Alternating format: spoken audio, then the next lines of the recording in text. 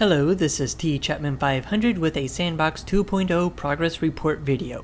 Before we get started, however, I have recently reactivated my Patreon page and have created a Ko-fi page. If you wish to support my work through either of those platforms, you can do so with the links in the description. Now on to the video.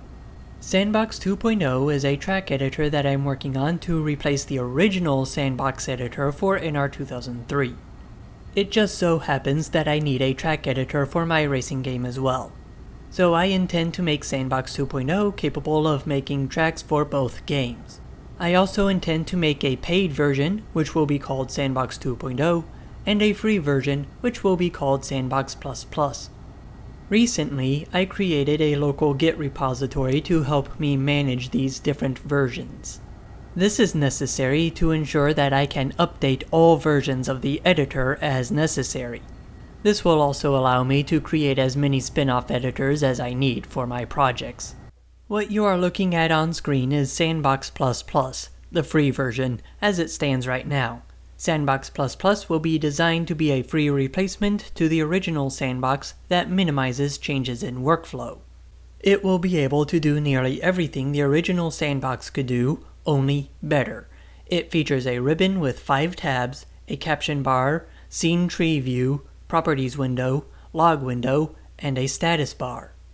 The only thing that Sandbox++ will not be able to do that the original editor could do would be to import .sg and .3d files.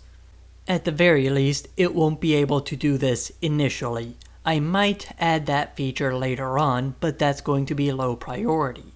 What it will be able to do is export to DXF like the original Sandbox, and also take screenshots of the camera view. In terms of the quality of life features, Sandbox++ will have greater stability than the original, will have an autosave system, just in case, an undo-redo system, a viewport splitter that replaces the viewport windows of the original Sandbox, docking panes, a log file, and persistent settings. For the 2D viewports, panning and zooming will be done with the middle mouse button and mouse wheel respectively. This control scheme will replace the original Sandbox's control scheme. For the 3D viewports, I plan to make the control system similar to what the Unity editor uses.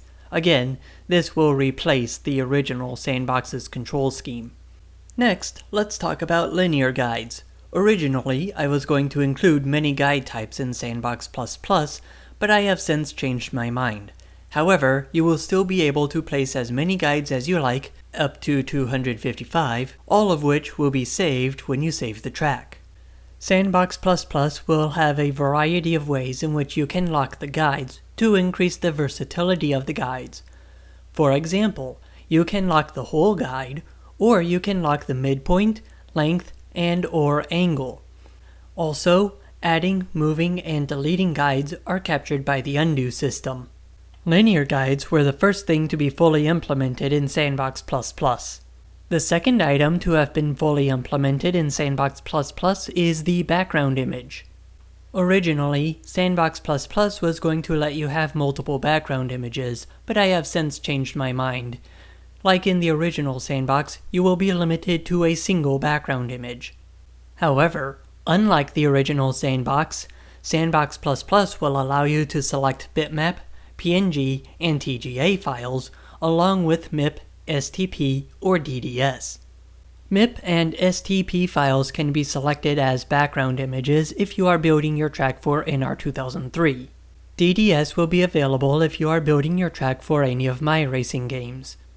And bitmap, PNG, and TGA will be available regardless of which game you are building your track for. Sandbox++ will also let you move, rotate, and scale the background image just by clicking and dragging, all of which, by the way, are captured by the undo buffer. You also have the ability to lock either the entire background or various aspects of the background image, such as position, angle, midpoint, width, or aspect ratio. You can also choose to lock the aspect ratio to the aspect ratio of the source image.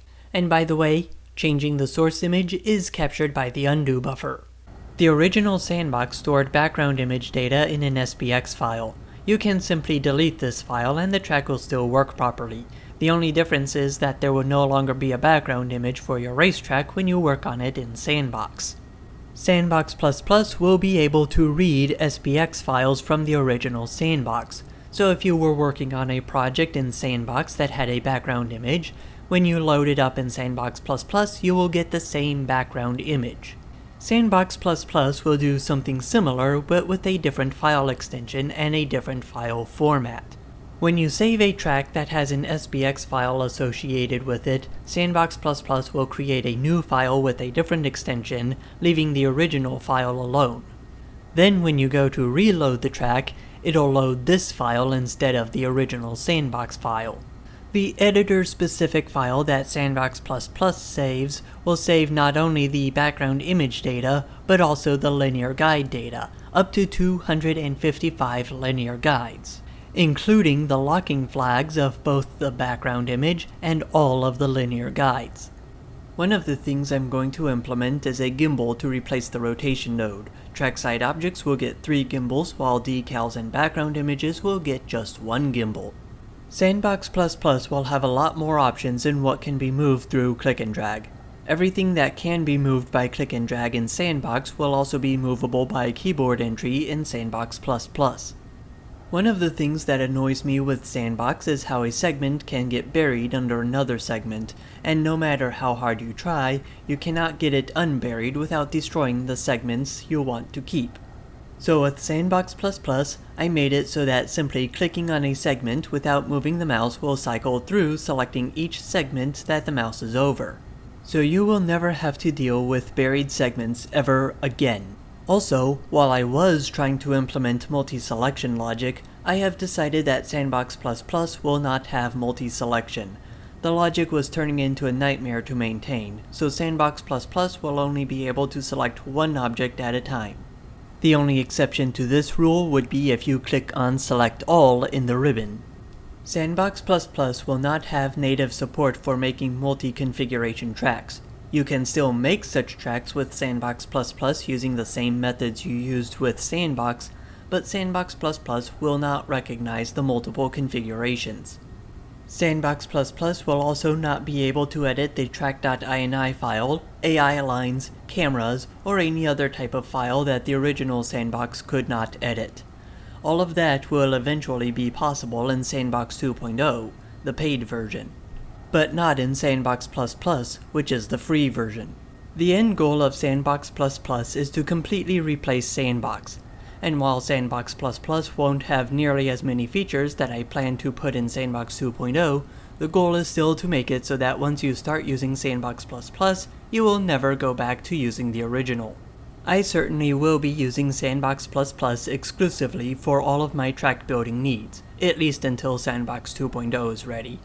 One thing to note about Sandbox 2.0, not Sandbox++, is that the multi-configuration feature will only be available for NR 2003.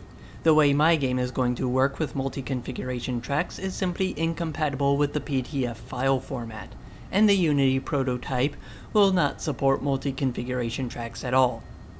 One of the things I find lacking about the original Sandbox is the lack of documentation, so I plan to include a manual for Sandbox++ on its release. There is one more thing before I end this video. Sandbox++ will be nearly feature complete before Sandbox 2.0 even hits early access. So even if you intend to buy Sandbox 2.0 when it becomes available, you should still consider using Sandbox++ in the meantime once that finally becomes available. One of the planned features of Sandbox++ is that it will let you know when Sandbox 2.0 becomes available. It will also let you know when updates to Sandbox++ become available. Anyways, that'll be it for this video. I hope you enjoyed. Don't forget to rate, comment, subscribe, and share. And if you want to support my work, you can do so via Patreon, Ko-fi, or PayPal. I will see you in the next video. This is T Chapman 500 signing off.